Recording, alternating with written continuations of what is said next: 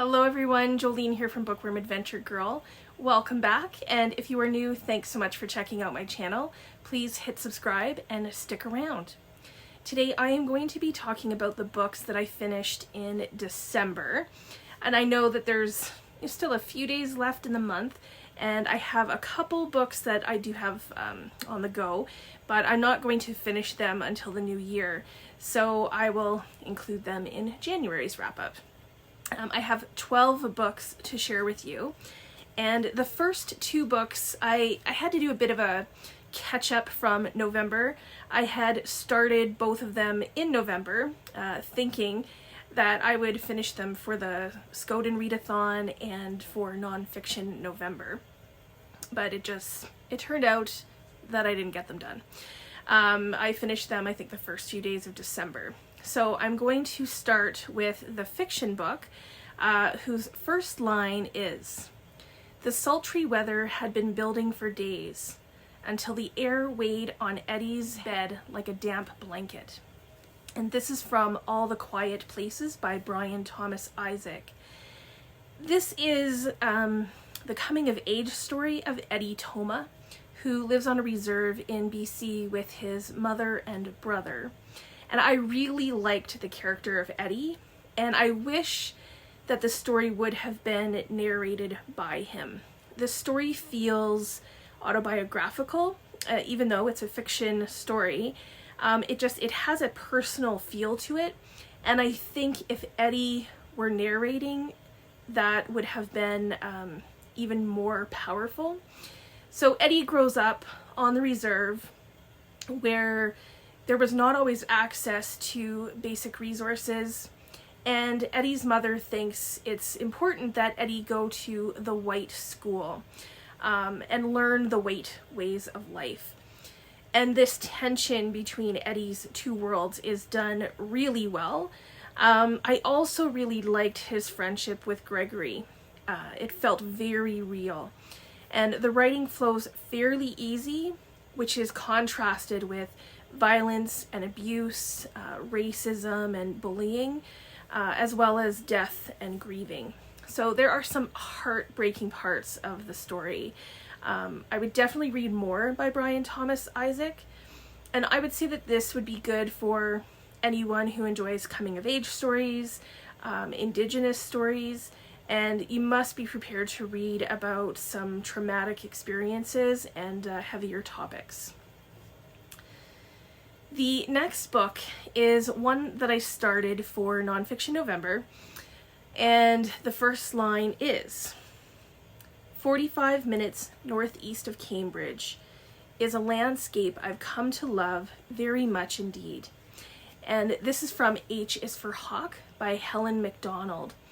And I was reading this originally because it was Sandy from Miss Reads a Lot pick for her 1001 Books Club in November.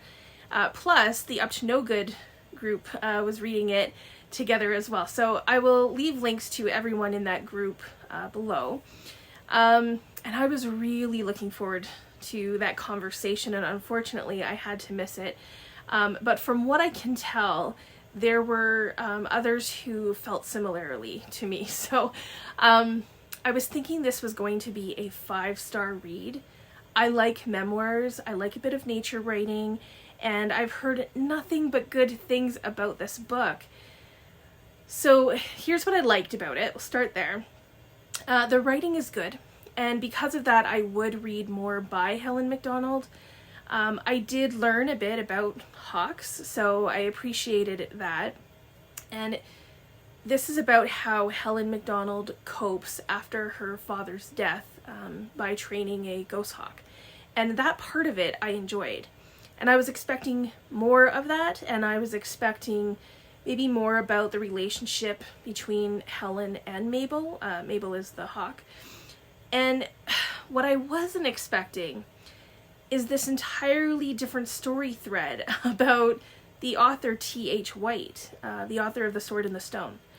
So I've never heard anyone talk about this part of the book before, and it's not in the book's blurb, and it just felt to me to be coming out of left field. I understand that T.H. White also trained hawks, but I'm not sure that his story, his struggles with his sexual identity and his writings had anything to do with Helen and her father. So whenever the chapter was about T.H. White, I felt like I was reading a completely different book, and it kept disrupting the real story. So this was a bit of a disappointment for me. But if you want to learn about ghost hawks, and if you like memoirs, you may enjoy this one. Just a heads up that you also, need to invest a bit of time in learning about T.H. White as well.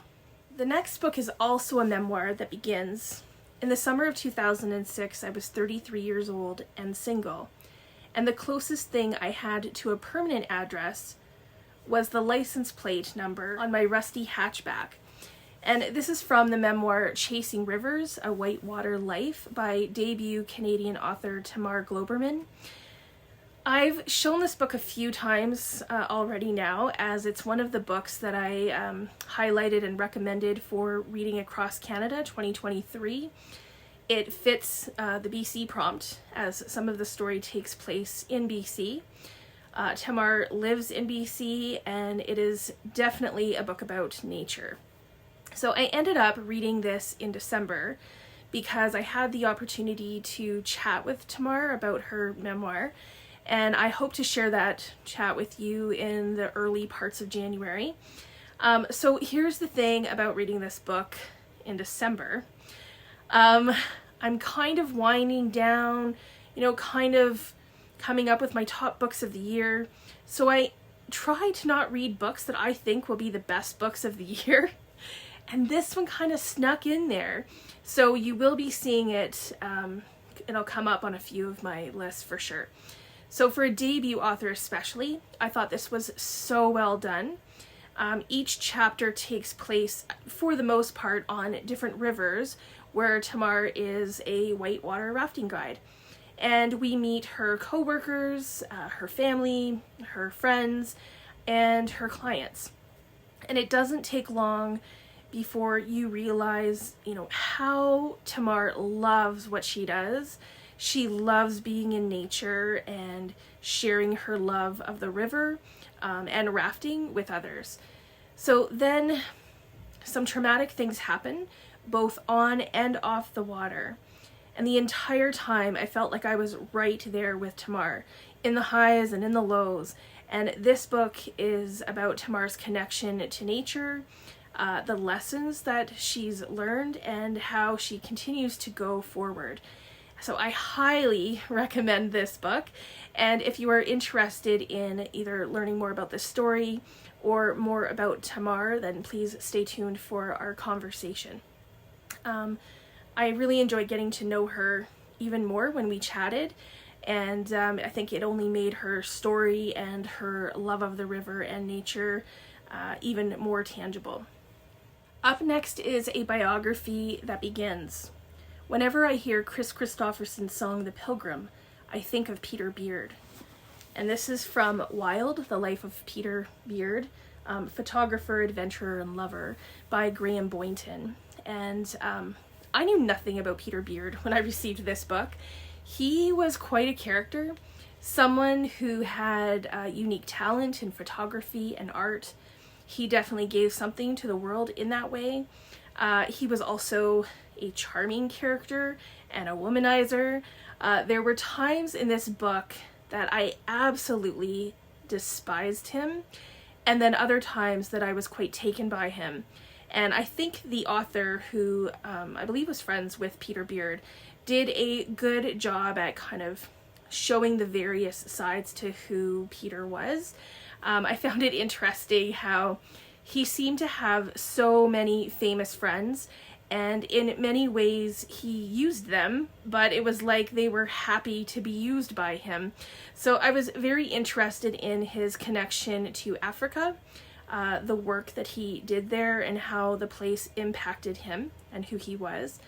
He had some strong convictions about the world, and this book, I think, tried to shine a light on the many perspectives one might have had of him.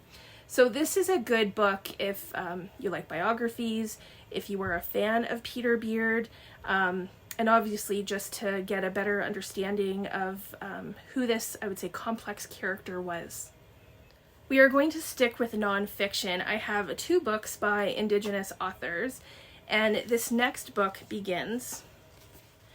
I am reading Ocean Vuong's On Earth We're Briefly Gorgeous, and I let the words find me because the body always knows better than the mind does. Muscles remember, they witness, like trees, riddles, etched disease, and I am weeping willow, crying seeds, and dripping saline from my hair. This is how I got my name, you know. So this is from a collection of essays from Making Love with the Land by Joshua Whitehead. And there are 10 essays altogether. And if you have read Johnny Appleseed by Joshua Whitehead, I think that would be helpful as it is mentioned and referred to quite a bit. Joshua Whitehead is two-spirited, and as is the main character in his novel. And the theme of identity and our bodies is an important theme for some of these essays as well. As is colonization, being Indigenous, language definitely, and the writing process. Whitehead writes with a lot of vulnerability. There are times in these essays that I just had to stop, just take in the language, and it reminded me that I really need to read some of Joshua Whitehead's poetry.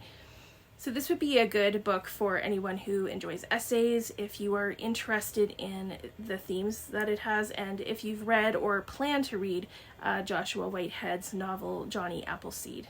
Next up is a poetry collection that begins, "Scars can be beautiful or ugly.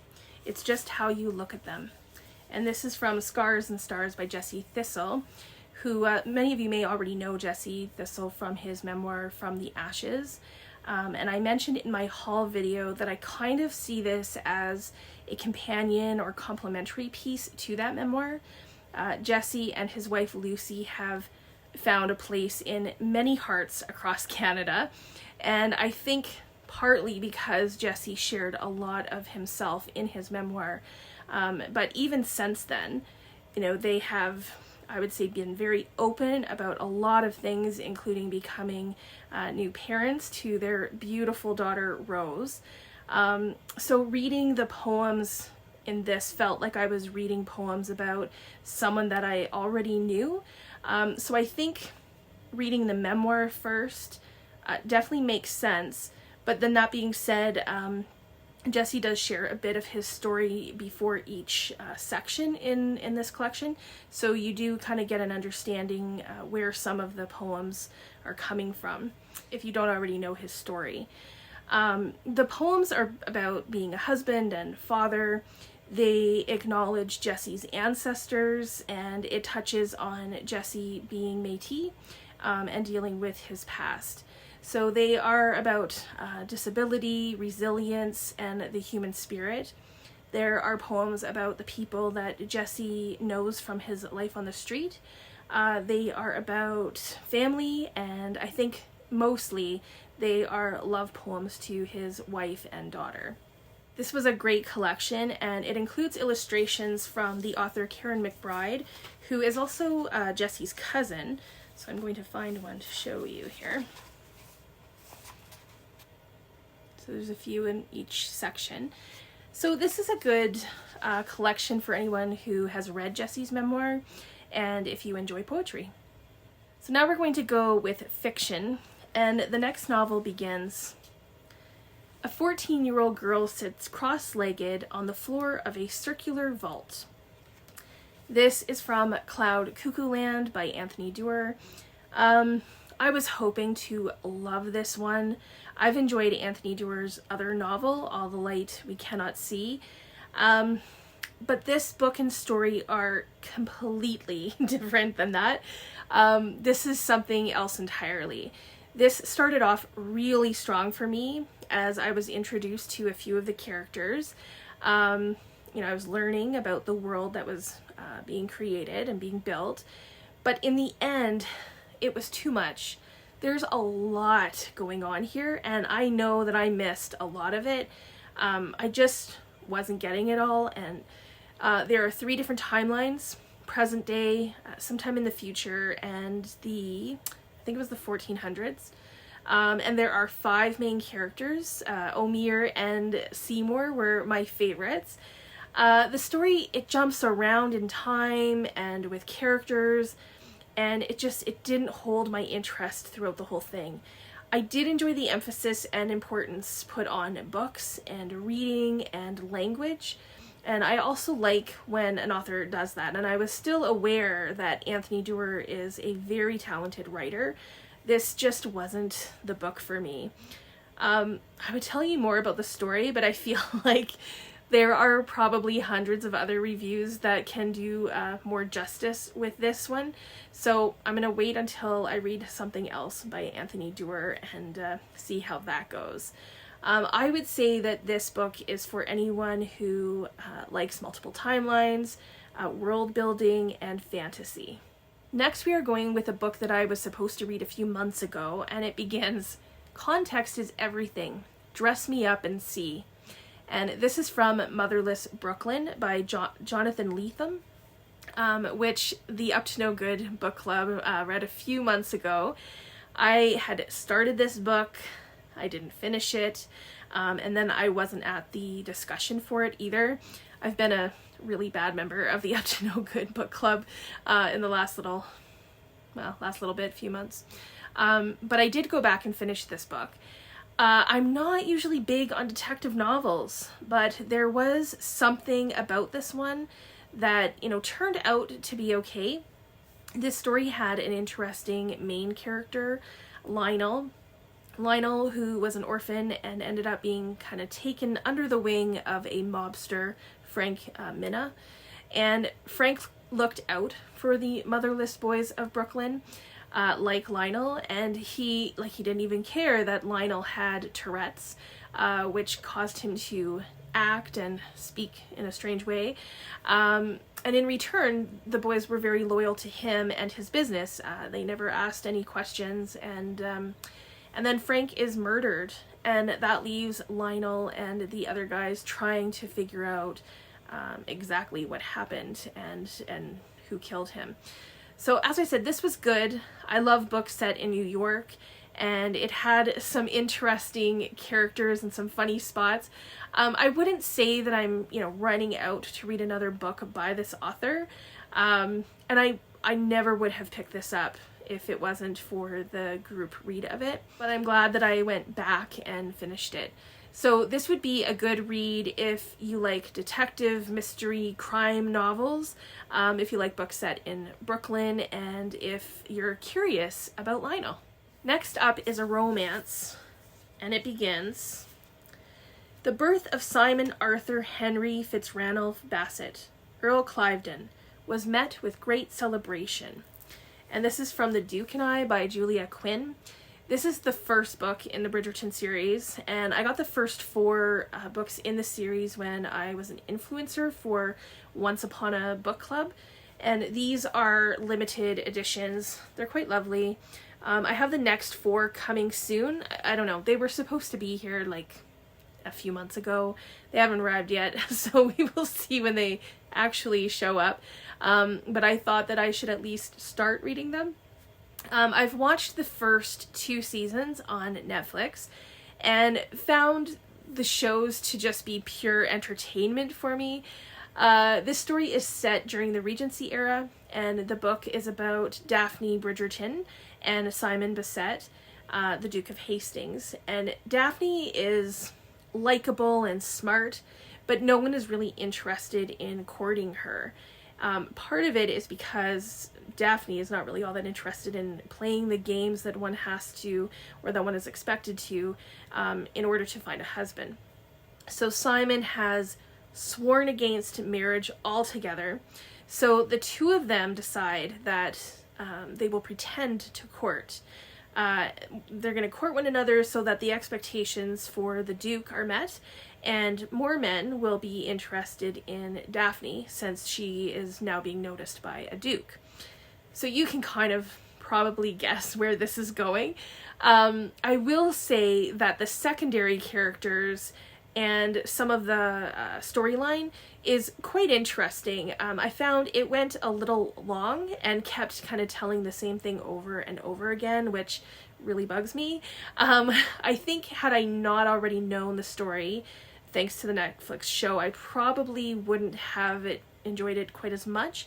But if you enjoy this time period and a romance, you do need to be okay with some steamy scenes, but then this would be a good one to pick up for you. Now we go from the first book in a series to 3 sequels, and the first one begins, "In the spring of 1966, Lila, in a state of great agitation, entrusted to me a metal box that contained 8 notebooks." And this is from The Story of a New Name by Elena Ferrante, translated from the Italian by Ann Goldstein. This is the second book in the Neapolitan series, and I had hoped to finish this series this year. That obviously didn't happen, but I'm glad to have read the second book and do have plans to eventually get to the others as well. So this continues the story of the friendship between Lila and Elena. And I liked this book better than the first book, probably because the characters and friendship are already established. So with this one, you kind of just jump into the story. Lila is now married, and that storyline is very interesting. Elena's story is contrasted by making almost kind of opposite choices since she continues to get her education. The writing in this is really good, which I think also means that the translation is really well done. One of the things that I guess bugged me about the first book was how it was all from Elena's perspective. And somehow, the way it was told, it felt one-dimensional. And I understand why it was important to write the story that way. But what I enjoyed about this book was that we do get some of Lila's perspective through diary entries. So there are also some really tough scenes, some violent scenes that felt very real, so you may need to be prepared for that. This is definitely a story that I will continue, since I am interested in where these 2 women will end up. So this would be for anyone interested in stories about friendship, if you've read the first book in the series, and if you are, I would say, interested in a bit of social commentary of Italy at the time as well. The next book begins, "The Train Slows," and this is from Cracked Pots by Heather Tucker, which is the sequel to The Clay Girl. I loved The Clay Girl, so I had high expectations for this sequel. This continues the story of Ari, who is now 17. Ari is a great character. I absolutely loved her in The Clay Girl. And I loved her little brother Mikey, who she tries so hard to protect. I found this book to have a very slow start, and it took me quite some time to get into it, like probably about halfway, maybe even more than halfway. I was finally hooked by then. I will say that if you don't read the first book first, I think this will be super confusing, and there are things that would be strange. So definitely read The Clay Girl, and then if you decide to continue on, it will make way more sense. Both books are about perseverance and resilience despite some really crappy life situations. We already know that Ari's mother is an addict. Her father dies in the first line of The Clay Girl, and we know that her stepfather is a horrible, perverted, just disgusting man. The storyline in this one didn't capture me the way that I had hoped. It is definitely about the people in Ari's life who support her and care about her. Ari has some interesting coping mechanisms that are introduced in the first book. And then in the end, I liked it, but it took a while for me to get there. So this is a good book if you've already read The Clay Girl and want to continue, and if you like lyrical or poetic prose, and you do have to be okay with a slower pace book. Heather Tucker's writing is quite beautiful. Next up is another sequel and another series that is on Netflix, and it begins. She's in a restroom stall, slumped over with tears drying on her cheeks, smearing the mascara she applied so carefully a few hours ago. This is from Fly Away by Kristin Hannah, and this is the sequel to Firefly Lane. The second season just came out on Netflix, and it's one of those situations where there are a lot of differences between the two stories and how they're told. I did not like the ending on the Netflix show, and I'm wondering if there will be a third season. Anyway, I don't want to give too much away since this is a sequel, and I do think it's best if you read Firefly Lane first, because it is all about the friendship between Tully and Kate. So Fly Away continues telling that story of the friendship, and it gives some background information to some of the secondary characters as well, like Tully's mother. So without saying too much, this follows what happens when Tully is in a car accident and how everyone around her reacts to that. I loved Firefly Lane, and I enjoyed this one, but not as much. Kristin Hannah is a great author, and especially creating characters that you feel like you know, and I definitely have that with these characters, but I did find some of it repetitive, and it felt longer than it really needed to be. So this is a great book if you've already read Firefly Lane and you want to continue the story. It's also great if you like books about friendship. So those are the books that I finished in the month of December. Please let me know if you have read any of these books, or if any of these are on your radar. Are you interested in reading any of them? Have you seen the Netflix shows or read other books by these authors that maybe I should check out? What are some of the books that you read in December that you loved? I'd love to hear all about it, and I look forward to chatting with you in the comments. As always, thanks for watching. I hope you enjoy the rest of your day, and don't forget to make every day an adventure.